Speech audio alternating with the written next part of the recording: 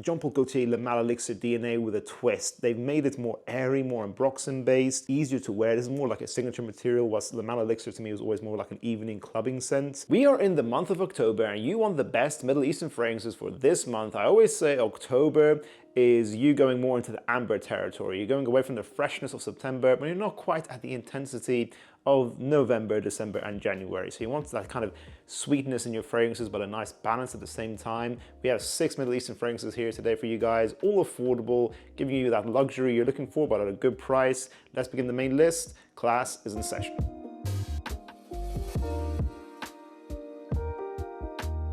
So I recently got sent a new bottle of Lattafa Asad, the original bottle. So you'll see the graphic on screen soon. Let me just open this box, guys. But I've talked about this fragrance before when it first came out, like recently, well, closer to when it first came out, like in 2022, I think it came out. This is the original Asad. Let me just unbox this live on camera, guys. Here it is. There we are. We have Lattafa Asad, the original. If you guys don't know, this is a replication of Dior Sauvage Elixir. So it would have come out around 2022. When, you know, the Sauvage Elixir hype was going off the charts. That's when the Elixir hype all started, really. It's all with that fragrance. And this, to me, has always been a great 10 out of 10 cheapie because it's got great price. It has that intense lavender, spicy, ambroxan, woody DNA of Sauvage Elixir, but made a little more fresh, a bit more transparent and airy. So it's easier to wear than Sauvage Elixir. It doesn't give me a headache like Sauvage Elixir does. Even though Sauvage Elixir is a high quality fragrance, I've always just found it very, very headache inducing. This is easier to wear, it's still long lasting, around 10 hours. I don't know if this has been reformulated. Maybe I have to try this fully, but I haven't heard about anyone saying it's reformulated. So this lasts 10 hours in my experience, medium projection, wear this in the spring, autumn, and winter time, those 3 seasons. But for October, it's perfect. It has that balance of warmth, sweetness, but some spiciness in here as well. But it's still airy. It's not too intense like in the November, December category. So this is still a 10 out of 10 to me. I'm glad this is back in the collection. And you might be wondering why was it out of my collection in the first place if it's a 10 out of 10. It's still a 10 out of 10, but sometimes, well, quite often I will just clear out my collection just to make space. You know, in London, we don't always have the most amount of space in our apartments, guys. So sometimes we need to just declutter a bit and make room for new fragrances. But I'm still glad this is now returned to me. Maison Alhambra's Baroque Satin Oud. This would be a great special occasion fragrance for this time of year. This does a very impressive job of replicating a fragrance I thought would never be able to be replicated. That's MFK's Oud Satin Mood. It's like a rich, decadent, Turkish delight rose and oud fragrance, a bit woody, rosy, of course, but it smells like rose water, like a Turkish delight does. And it just smells elegant, airy. It smells a bit different, smells a bit exotic. Even though they're replicating a French house, it smells like a Middle Eastern sort of exotic style. It's beautiful, one of my favorite rose and oud DNAs out there. This does it maybe 90% similar, it does some great justice. It doesn't smell as expensive, doesn't make the original redundant, but it's still extremely good for its price. It gives you around 12 hours with a medium projection, so it's not quite as beastly as the original, but still plenty of great performance here. So I still give this a 10 out of 10 with the price range in mind.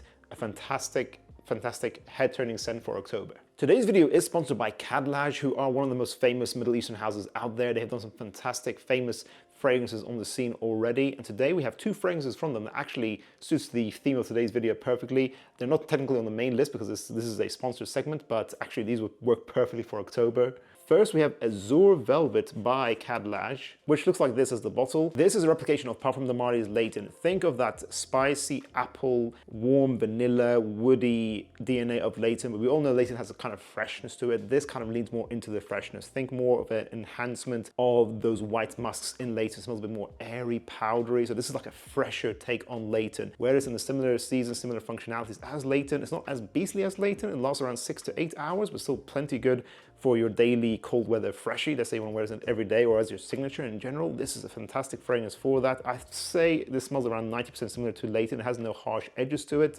It's a very good replication. I would give it a 9 out of 10 personally. Then we have Titan by Khadlaj, which has the bottle that looks like this. Titan is meant to be replicating Stronger With You Parfum, the new concentration, which I think I've only tried once in department stores, so I can't compare them that accurately next to each other. But from my memory of that fragrance, this to me again is like that scent, very similar, but they've kind of freshened it up. I think there's some citrus notes in here, there's some lavender in here, but it has that iconic woody, amber, chestnut DNA of Stronger With You. Stronger With You Parfum, I've always kind of felt like it sits in between the original Stronger With You and Stronger With You Intensely. So it's more intense than the original, but it's not like a sweet, decadent toffee dessert like Intensely. It's like a fragrance you can wear as your cold weather signature, but you want a bit more intensity and strength in this DNA. This will do it for you. This smells similar from what I remember. It lasts over 8 hours. It's sexy, woody, ambery, very easy to enjoy. I give this an 8.5 out of 10. You can get both Azure Velvet and Titan on Khadlaj's website. We'll leave a link in the description down below. Thank you so much to Khadlaj for sponsoring today's video. Let's continue with the main list. Lattafa's Nashama Caprice. La Nuit de l'Homme Bleu Électrique. The La Nuit line in general is great for October. Let's just say that. They were always quite spicy, but warm, woody ambers as well. Bleu Électrique is one of the greatest flankers that sadly got discontinued. So because of that, this kind of just replaces it. This is over 90% similar, maybe 95% similar. It lasts longer.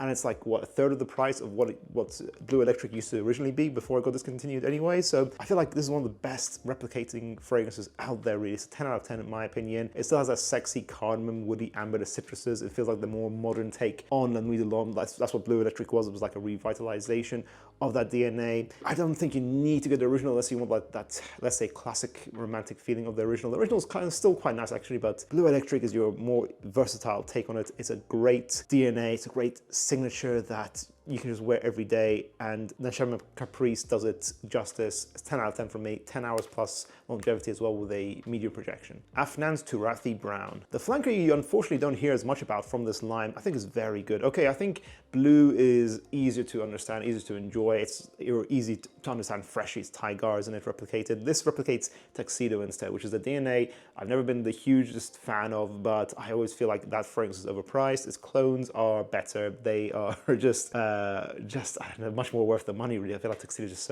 so expensive for what it is. It's basically a DNA that's warm, ambery, woody, romantic, has this rose pepper vibe to it as well. And I feel like this gets it over 90% similar. Not an opening. The opening is not the best part about this fragrance, but then quickly after the opening, it becomes more projecting actually, more projecting than Mustache EDP at least, which is another replication of Tuxedo. It's quite Middle Eastern, has these ambery Middle Eastern musks in here, but it has the same DNA, warm, ambery, romantic. You can wear this as your signature or as a date night scent, and it lasts 8 to 10 hours with a medium projection.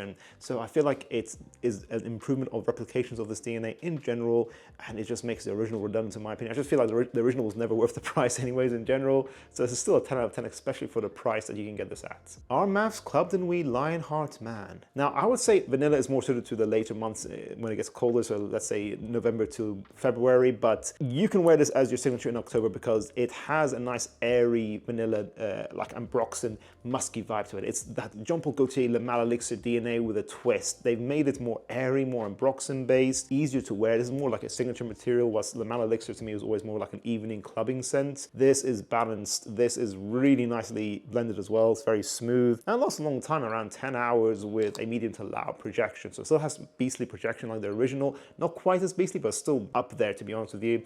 And I still give this a 10 out of 10. If you can get this at a good price, I think you need to look around sometimes, but this is a very good flanker. It has a very high rating on Fragrantica for a good reason. I think the hype is worth it and deserved here. And lastly, French Avenue's Liquid Brun. This is a fragrance that had extremely high expectations for myself because it has so much hype and it met those expectations. It's a 10 out of 10. Again, it replicates a fragrance that I think is overpriced, which is Parfum de Marly's Althaïr, but it has a very pleasant DNA, that fragrance, and it has it here as well. This is like 95% similar. I don't think you need to get the original in my opinion. This is airy. It has that nice balance for October time.